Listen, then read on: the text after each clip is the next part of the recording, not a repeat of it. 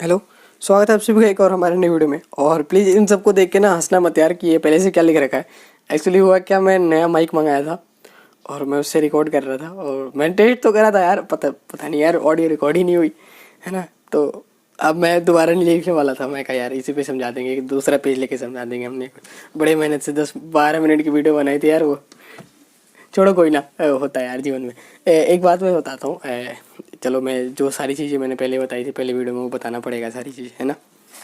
एक बात ध्यान दो कि आज की इस वीडियो में ऐसे बोल रहा हूँ कि हम मैथ की स्ट्रैटेजी डिस्कस करेंगे, ठीक है। तो एक बात मैं पहले बता देता हूँ कि आपको सबको पता है कि जब भी पेपर हुआ है मैंने हर बार पेपर के बारे में पूछा, पेपर गया कैसा नहीं और कितने क्वेश्चन आए हमारे नोट से, ये हमने ही बताया, है ना। और एक और बात ध्यान रखना कि मैं जो चीज़ें नेगेटिव हैं वो बोलनी चाहिए कि हाँ, मेरे नोट से काफ़ी क्वेश्चन नहीं आए थे, है ना। और ये चीज़ें मेरे साथ नहीं हुआ है, काफ़ी टीचरों के साथ हुआ है, किसी के भी इंपॉर्टेंट क्वेश्चन में से नहीं आया, ज़्यादा नहीं है, वो होता है। मैंने पहले भी बोला था कि जहाँ 1,500 2,000 क्वेश्चन बनते हैं वहाँ से क्वेश्चन और छोटे क्वेश्चन पहले भी गेस करने मुश्किल है, पहले ही बता दिया था मैंने उसी वीडियो में। तो ऐसी कोई बात नहीं, मैंने पहले ही कहा था कि और भी कुछ पढ़ लेना, इसलिए मैंने कहा था एक दिन पहले वीडियो डाला था मैंने वो, कि गालियाँ पड़ेंगी मेरे को पता है।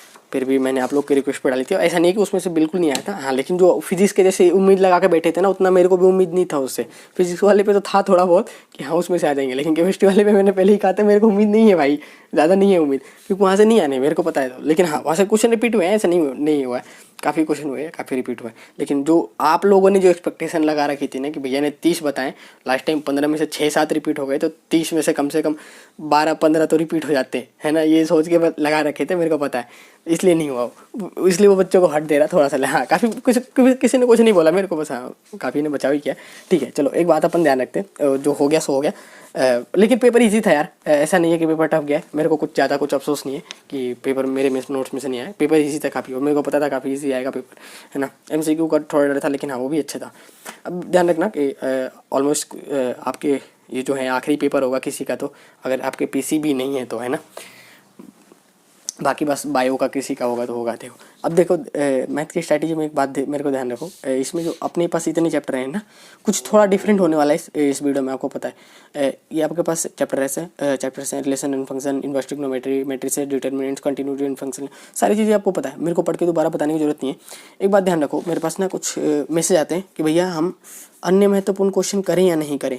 अन्य महत्वपूर्ण मतलब कि जो विविध प्रश्नावली के में क्वेश्चन दे रखे थे ना, मिसलिनियस एक्सरसाइज, वो करने ही नहीं करने। एक बात मेरे को हमें बता दो कि वो इंपॉर्टेंट होते नहीं होते। देखो, अगर आपने अभी तक कर रखे ना सभी के, तो उनको रिवीजन के टाइम पे प्रॉपर देख लेना। जो भी आपने मार्क वगैरह लगाए होंगे, मैंने बताया था कुछ स्टार वगैरह, हैश वगैरह, जब भी आपको लगे कि कुछ लेवल बना लो खुद से कि कौन से लेवल का क्वेश्चन है, आपको लगता है कि दोबारा भूल जाएंगे, तो उसको एक बार प्रैक्टिस करनी जरूरी है। तो सारी चीज़ें देखना, तो आपने देखा होगा जरूर, मेरे को पता है। एक बात ध्यान रखो कि जो भी आपका चैप्टर ना अगर कर रखा है तो उसको कर ही लेना उस टाइम पे। अगर नहीं कर रखा है ना, तो एक बात ध्यान रखना, अगर आपने इंटीग्रल चैप्टर के छोड़ रखे हैं तो मिसलेनियस एक्सरसाइज इसके जरूर कर लेना। डिफरेंशियल एंड इक्वेशन और प्रोबेबिलिटी, इसकी मिसलेनियस एक्सरसाइज बिल्कुल मत छोड़ना, यहाँ से क्वेश्चन आते हैं, है ना। तो यहाँ से मिसलेनियस वाले में से क्वेश्चन काफ़ी पूछे जाते हैं, तो एक बात ध्यान रखना, बाकी चैप्टर के आप छोड़ सकते हो, लेकिन इनके कंसेप्ट भी थोड़े अलग होते हैं मिसलेनियस एक्सरसाइज में। तो अगर एक्सरसाइज करके चले जाओगे केवल और मिसलेनियस छोड़ दोगे, तो हो सकता है क्वेश्चन आप गलत हो जाए।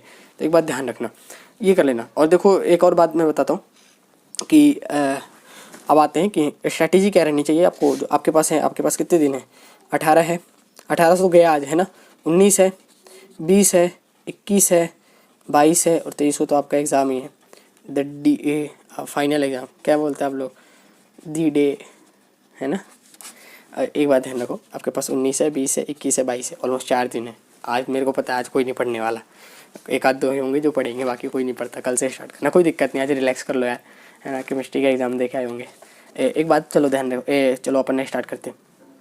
अब देखो, जिनको लगता है ना कि यार 90% तक आपका सिलेबस हो रखा है, तो देखो आपको क्या क्या करना चाहिए। देखो प्रैक्टिस शीट में तो पहले एक बात ध्यान रखो, जो NCERT है ना, NCERT कर लो। NCERT से बाहर कुछ भी नहीं जाएगा, खाली MCQ क्वेश्चन अलग से प्रैक्टिस कर लेना। MCQ क्वेश्चन NCERT का नहीं होगा, वो बाहर से आएगा, लेकिन हाँ बेस्ड ऑन NCERT होगा, इतना ध्यान रखना।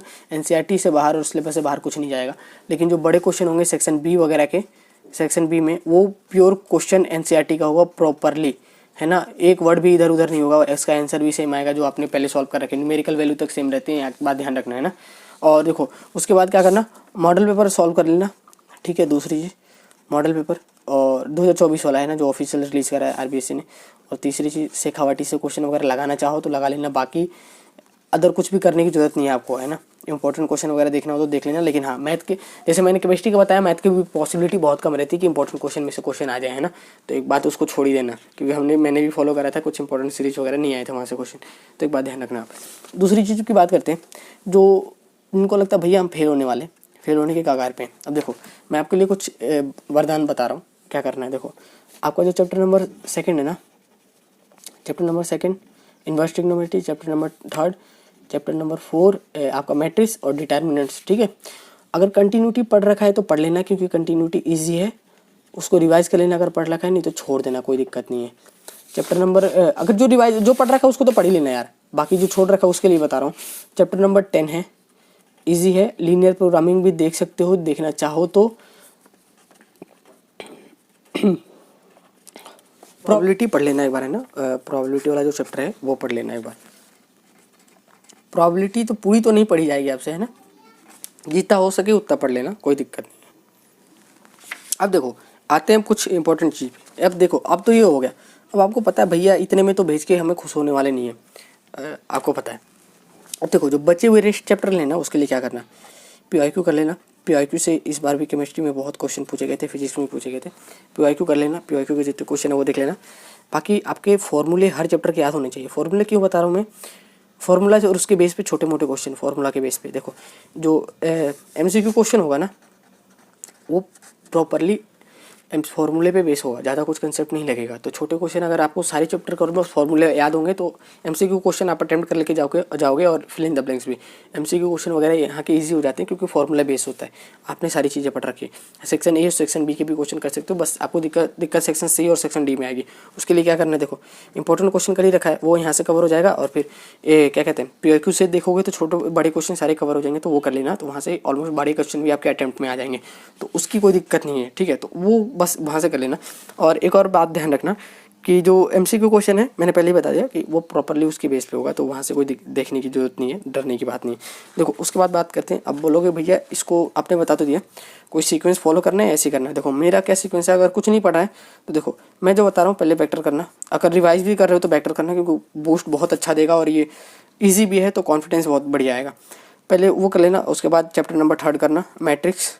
चैप्टर नंबर 3 करने के बाद जस्ट इसके बाद ना चैप्टर नंबर 4 ही कर लेना डिटर्मिनेंट्स, ठीक है। डिटर्मिनेंट्स करने के बाद क्या करना है, उसके बाद करना आप इनवर्स ट्रिग्नोमेट्री, ठीक है।